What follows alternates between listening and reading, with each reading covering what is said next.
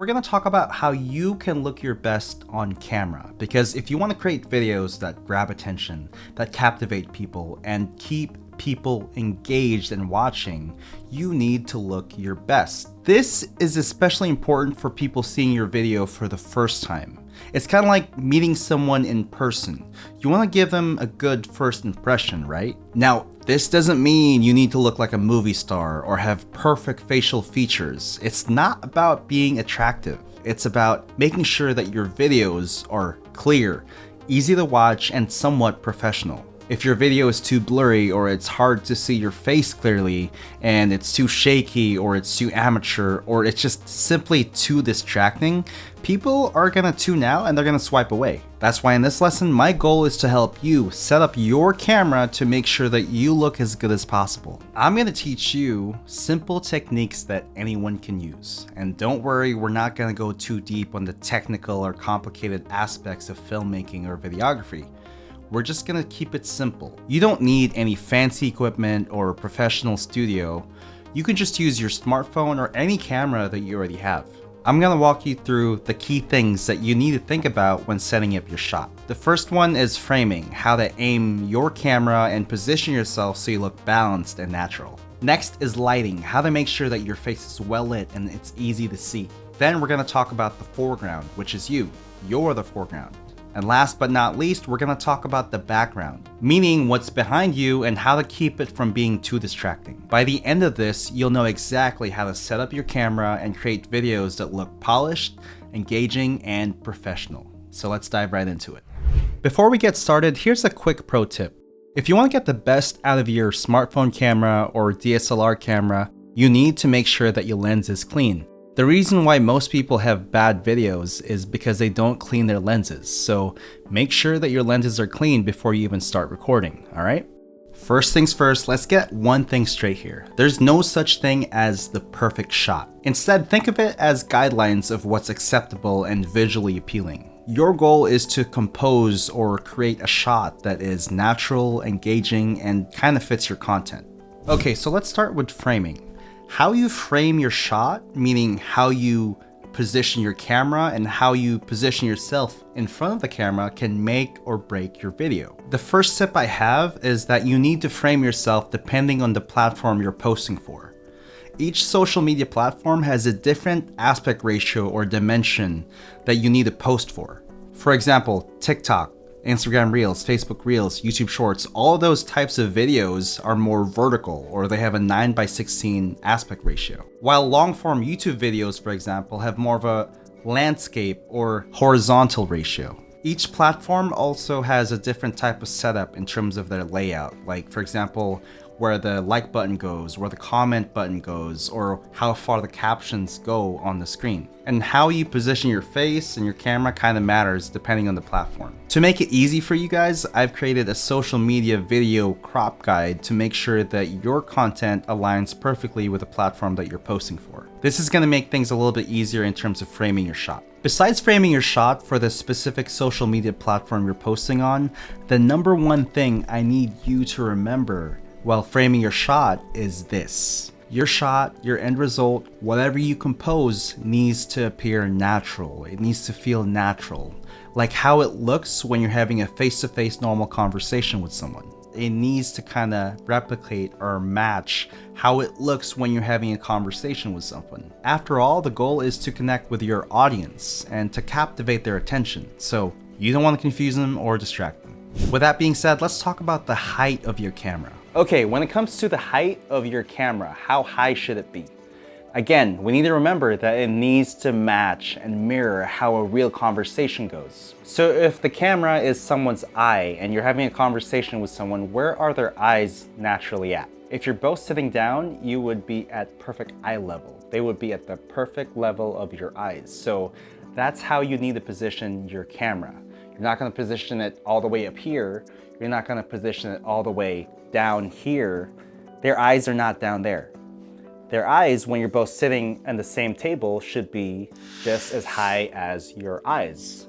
Next, let's talk about distance. The distance of the camera from where you're sitting or standing. Again, the rule of thumb here is to mirror how a conversation normally is. Now, when you're talking to someone, you're not talking all the way from back here.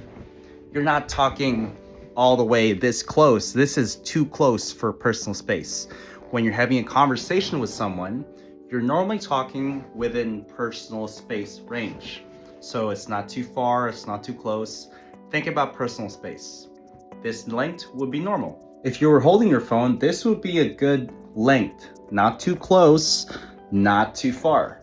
So this would be a good personal space, as if we're both having an intimate conversation together. Okay, let's talk about the angle next. The angle is the tilt of the camera, meaning if it's facing downwards like this, or it's facing upwards like that. When it comes to your angle, the best case scenario is to keep it at head height, at eye level again. But if you prefer to position it a little bit higher, it'll get rid of your necklines. However, if you position it way too low, it's gonna look really weird. Like when you first answer your FaceTime call, it's not gonna look that good. So if you wanna look professional, if you wanna look appealing, and you wanna look great, make sure it's at eye level. Another tip would be to make sure that your eyes are lined up with the first line of the rule of thirds. If you're not aware of the rule of thirds, it's basically a composition guideline or grid line that helps you guide your shot. Every smartphone or camera nowadays should have one. So if you have an iPhone, all you need to do is go to your settings, hit camera, and then turn on your grids. Doing this enables the grid lines on your camera app. When you position your eyes right at the line, it's still gonna look great compared to having too much space above or too much space below. The best case scenario is to keep a little bit of space right above there and a little bit of space on the side so it doesn't get cut off by those buttons or the captions. As long as I keep my eyes aimed at the first line, my shot is gonna look good no matter what. Here's how it looks horizontal.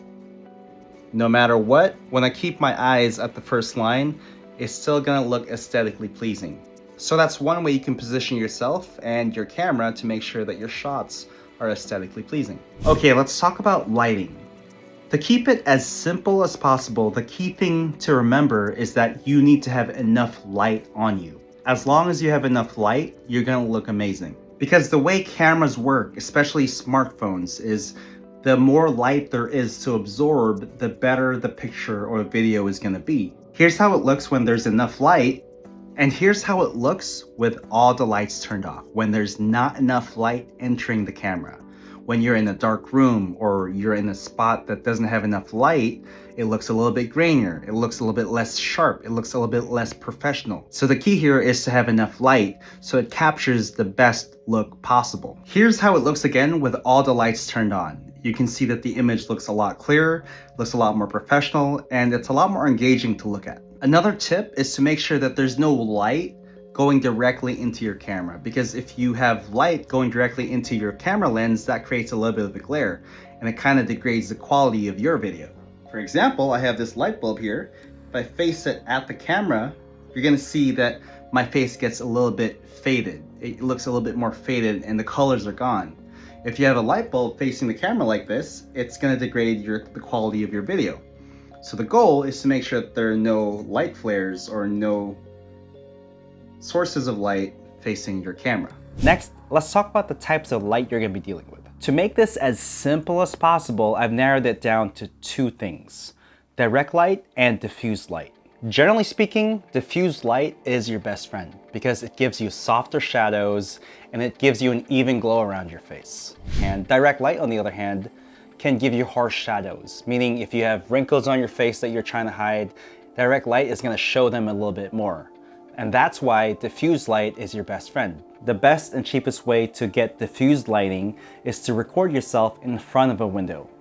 However, you need to make sure that the sun is not hitting your face directly, because when the sun is directly hitting your face, that turns the diffused light into direct light. So when the sun is not directly facing the window, it helps diffuse the light and reflect it right into your face. The next option you have is to get yourself one of these ring lights. They're not that expensive, they're powered by USB, and they can light up your face evenly and perfectly without too much effort.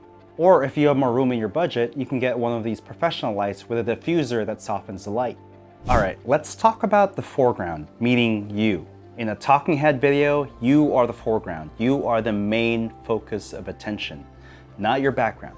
So, how to prepare yourself to look your best. All you need to do is wear something that makes you feel confident and comfortable. It doesn't mean you have to be overdressed. It doesn't mean you have to be dressed a specific way. All you need to do is wear something that makes you feel confident and comfortable. If you notice, throughout this entire course, I'm just wearing a simple t-shirt. I'm not wearing anything fancy or too complicated. As long as you're comfortable, as long as you're confident, as long as you're able to present properly in front of the camera, it doesn't matter what you look like. It doesn't matter what you're wearing, as long as it's appropriate for your content. When it comes to what's behind you or what's around you in your shot or your background, you need to make sure that it's not too distracting, because remember, you are the focus of the video. You can't have anything else that's moving in the background that will distract anyone's attention or anything that's gonna keep their focus away from you. So the key here is to keep your background as simple as possible. The more distracting it is, the more you're gonna pull focus away from you and what's really important. One common mistake that many people make is that they shoot themselves right behind the wall. And this is wrong for so many reasons. One, it makes your image unprofessional and flat. Plus, the shadows casted in the background are kind of distracting for most people. And finally, you don't get the best lighting options here. However, if you give yourself a separation of 3 to 4 feet away from your background, it gives you a more natural depth, which looks more professional. This way, there's a clear separation between you and your background, so the focus stays on you. And you get better lighting options, there's no shadows casting right behind you, and you get the bokeh effect, which is also the blurry background that most people like. So tell me, which shot looks better? Background far, far away and there's a clear separation, or being directly close to the wall? So there you have it, guys, the 4 elements, the 4 things you need to think about while setting up your shots in front of the camera. We talked about how to frame your shot perfectly to look the best way possible. We talked about lighting, we talked about the foreground and what you need to wear, and we talked about the background. So that's all of it. I hope you learned a lot with these simple tips, and I'll see you in the next lesson.